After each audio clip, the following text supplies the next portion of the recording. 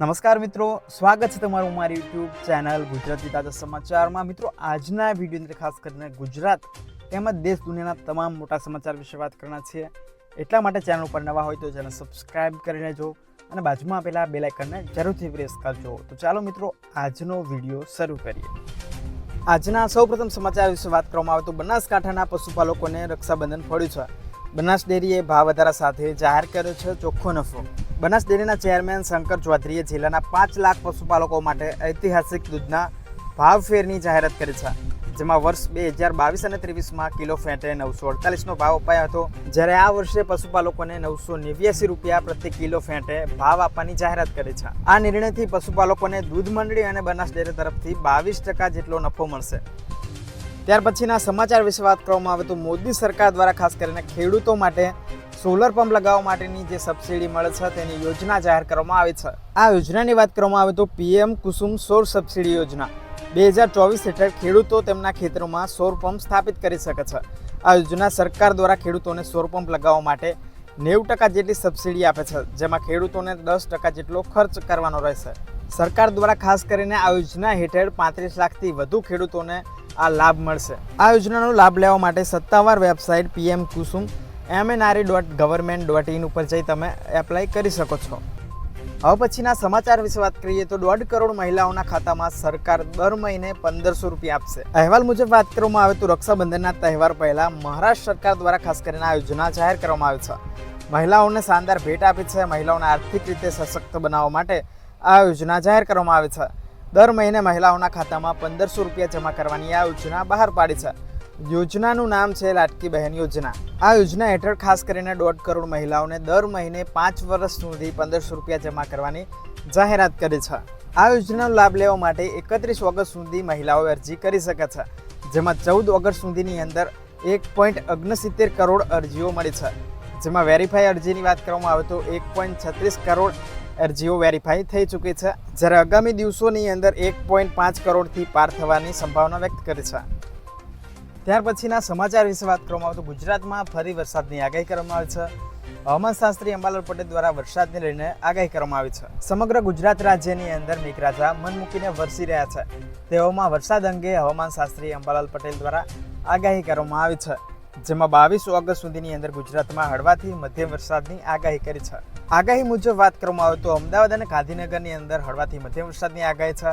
તે ઉપરાંત બનાસકાંઠા, દાંતા, અંબાજી, અરવલ્લી, શામળાજી સહિતના વિસ્તારોની અંદર પણ વરસાદને લઈને આગાહી કરવામાં આવી છે। વધુમાં વાત કરીએ તો 22 થી 30 ઓગસ્ટ દરમિયાન રાજસ્થાન અને ગુજરાતના કેટલાક વિસ્તારોમાં ભારે વરસાદની આગાહી છે, જ્યારે અન્ય રાજ્યોની વાત કરવામાં આવે તો હવામાન વિભાગ દ્વારા ઓરેન્જ એલર્ટ જાહેર કર્યું છે, જેમાં 14 રાજ્યોની અંદર ઓરેન્જ એલર્ટ જાહેર કરવામાં આવ્યું છે। પશ્ચિમ બંગાળ, નાગાલેન્ડ, મણિપુર, મિઝોરમ, ત્રિપુરા, ઝારખંડ, તમિલનાડુ, ઉત્તરાખંડ, કેરળ, કર્ણાટક, જમ્મુ, આસામ, મેઘાલય અને ઉત્તર પ્રદેશના વિસ્તારોની અંદર સમાવેશ થાય છે।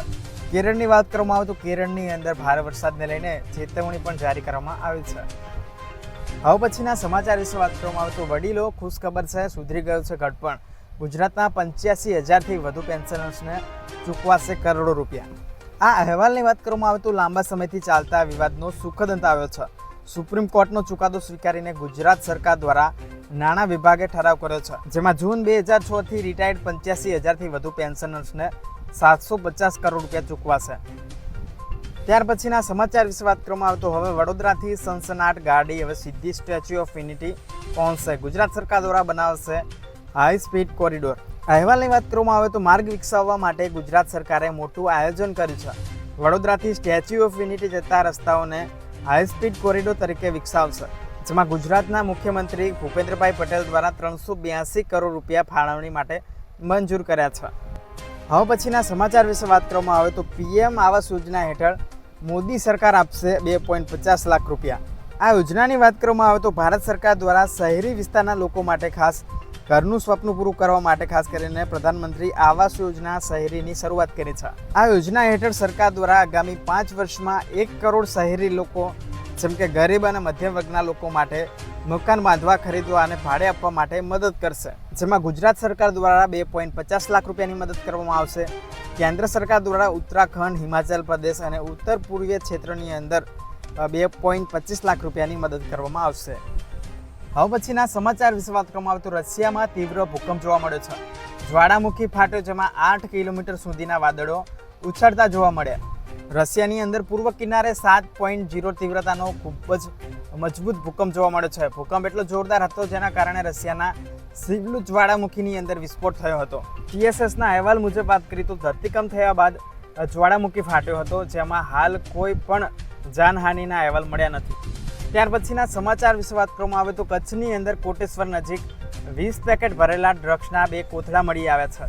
આ દરિયાકાંઠાની અંદર અગાઉ પણ ડ્રગ્સનું પેકેટ મળી આવ્યા હતા. આ બંને કોથળાની અંદર કરોડો રૂપિયાની કિંમતનું 20 પેકેટ એટલે કે 20 થી 25 કિલો જેટલું અફઘાની પ્રોડક્ટ્સ મળી આવ્યું હતું.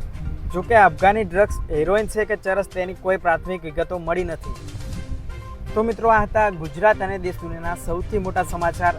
આવી જ રીતે પડે પડની ખબર માટે અમારી ચેનલ સબસ્ક્રાઇબ કરી લેજો. વિડીયો પસંદ આવે તો વિડીયોને પણ લાઇક કરી દેજો અને તમારા મિત્રો સાથે જરૂર શેર કરજો. ફરી મળીશું નવા વિડીયો સાથે. જય જવાન, જય કિસાન.